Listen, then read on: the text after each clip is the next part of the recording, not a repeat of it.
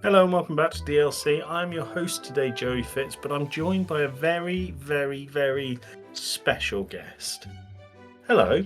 Hello. What is I'm not this? normally on these with you. 2 DLCs from Blighty. Well done. Good branding.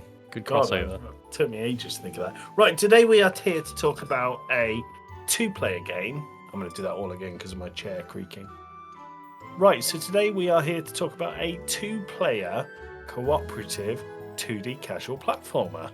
The game is called Tojibo, and before we get into the episode, we're going to do our usual thing.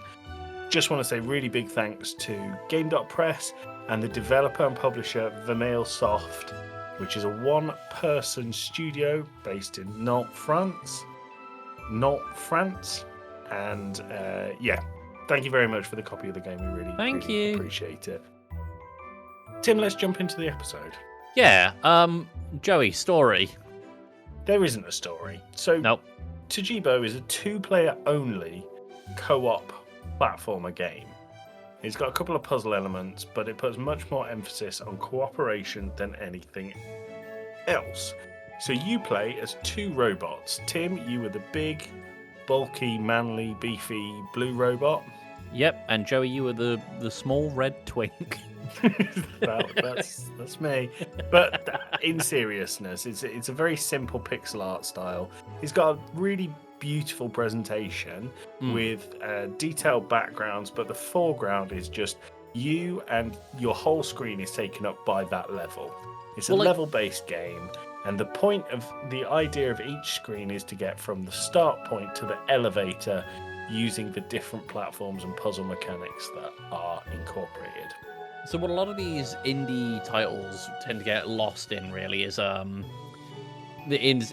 almost a mixture of information. Sometimes it's a little difficult to differentiate between background and foreground on these things.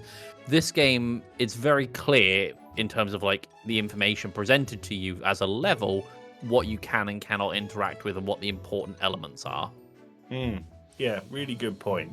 So Tim and I played the first 10 full levels of the game. Tim, how long were we playing for? Probably 90 minutes tops? 70 minutes according to my Steam. 70 minutes. And according to the game description on Steam, it's not a long game. It's probably 3 to 5 hours, depending on your ability to cooperate. And that is the crux of this game. So Tojibo, I would describe it as a hard game, would you, Tim? No, I mean it's got its challenges. But I think the point is that the challenge is the cooperation. Yes. So you are pushing buttons for platforms to appear so that your teammate can cross an area. Quite a lot of the jumps that you have to make, you can't make on your own. So the core mechanic in this is your 2 robots can pick up and throw objects, but also the other player. Yeah. It's in terms of the tool sets that you as a character have, there's only a few interactable things you can do. You can jump, you can punch, and you can pick up and throw objects. That is about it. Obviously, other than like countdown if you're not playing with voice for some reason. Or you can also self-destruct to reset your position in the level. Good point. I really like the countdown element because this game is so focused on both of you performing actions at the same time. You're encouraged to play this with an Xbox controller upon booting it in Steam. And if you press the right trigger, above your character a 3, 2, 1 appears. And it just made it much easier when we were having to do consecutive jumps across platforms that would disappear into the wall if we didn't make it in time. That 3, 2, 1 just removed any ambiguity from a countdown for jumping. Yeah, like it's very reminiscent of the ping system in Portal 2, if you remember the co-op of that.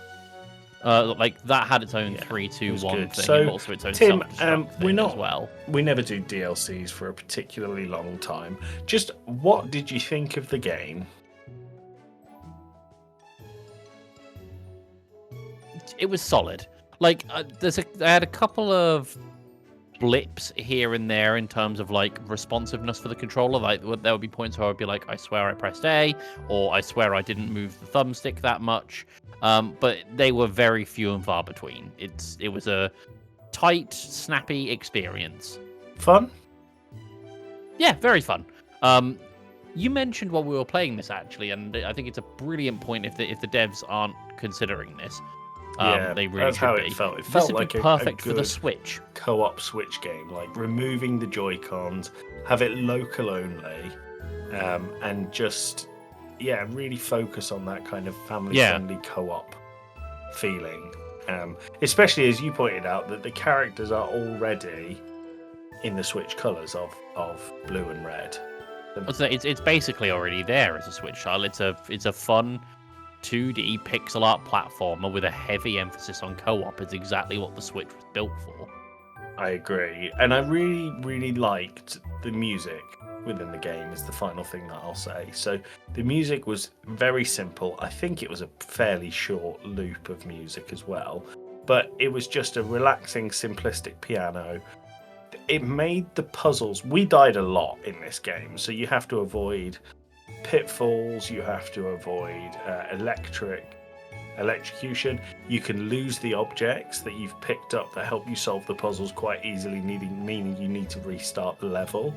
But the game never felt frustrating. It always felt like a very relaxed experience, and I think that quite a lot of that was down to the very simplistic music. For sure, like where something like I was thinking a lot about Castle Crashers, or not Castle Crashers, Battle Block Theatre when we were playing this. And that obviously shares a lot of DNA in terms of like a co-op puzzle platformer where you throw each other around and get objects and have to meet a certain point in the level. But where that one's quite chaotic in its presentation, this one's almost like slow in its presentation in a good way. It makes it feel like things aren't as urgent. Well, they're only as urgent as you make them. Yeah, I agree. So the game itself, I think I would recommend it.